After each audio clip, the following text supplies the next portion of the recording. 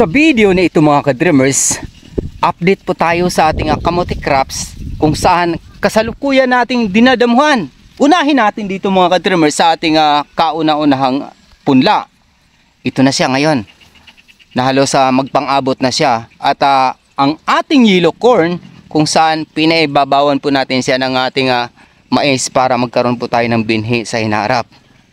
Praise God, kahit papano, green na po yung dito sa right side mga ka-drivers. At ngayon, pupuntahan natin yung kaliwang bahagi kung saan yung pangalawang portion ng ating kamote crops plantation.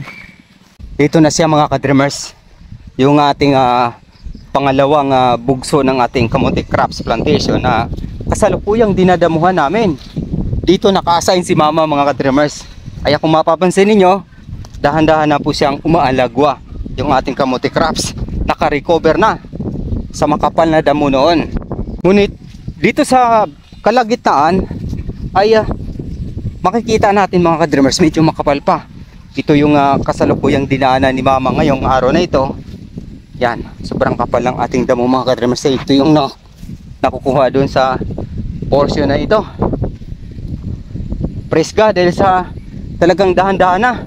Ang pinaka-worst dito mga ka-dreamers, ito yung mga damo na to na talagang kinukulong niya yung ating kamote crops para mapigilan yung paglaki ng mga kamote crops. Kaya ngayon ang ginagawa ni mama, inuunan niya yung malalaking damo para lumitaw yung mahiyain. Yung mahiyain na to, yun yung pinaka worst sa lahat dahil siya yung nagpapatagal dito sa aming pagdadamo. Medyo malaki-laki pa, dahan-dahan lang. At matatapos din namin to sa tamang panahon. At ako naman mga ka-dreamers, dito ako sa pangatlong bugso ng ating kamote crops. Nagdadamo, salubong kami ni mama.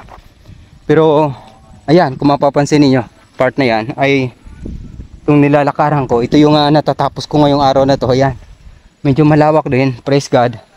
At dahil sa yung mahiyain sa Cebuano, hibi-hibi na yan ay siyang nagpapahirap dyan sa aming pagdadamo. Ang ginagawa ko naman ito, inuuna ko, tinatanggal ko. Ito may naiwan pa pala rito, tulad nito mga ka-dreamers. Aray ko, mamaya babalikan kita, sobrang hirap. Ito yung ginagawa ko mga ka-dreamers, tinatanggal ko muna yung mahiyain na damo. Inuuna ko dyan sa kalagitnaan ng sobrang madamo talaga para maiwasan natin yung injury. Napakasakit po talaga pag matinik tayo nito, talagang mapapaluha tayo.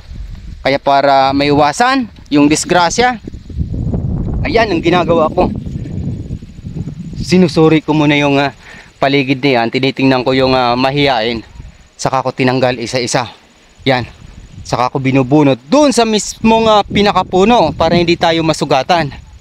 Kaya worst lahat to dahil sa area na to ay talagang mayroong makapal na mahiyain.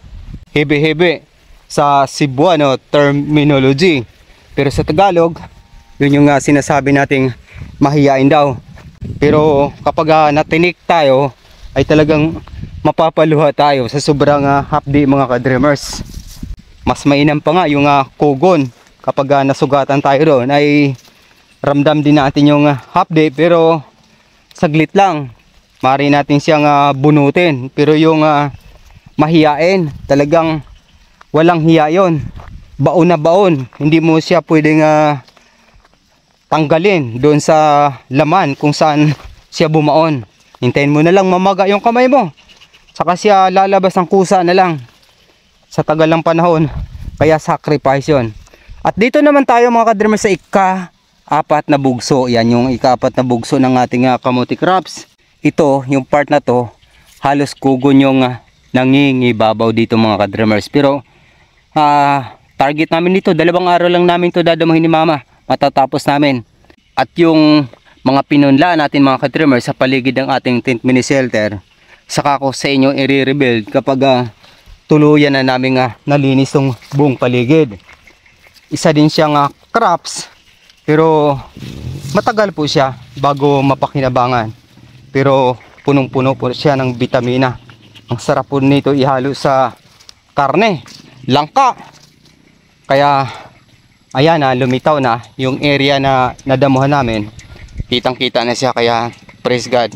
Kaya kung baguhan ka pa sa aking YouTube channel, Dreams Visions TV, maaari niyo po akong tulungan sa pamamagitan ng inyong pag-follow at pag-subscribe. At sa hinaharap, matutunghayan ang aking mga pangitaing panaginip ayon sa Biblia, mga tanda at kababalaghan bago ang dakilang araw ng Panginoong Hesukristo. Hanggang sa muli, maraming salamat sa pakikinig at pag-subscribe.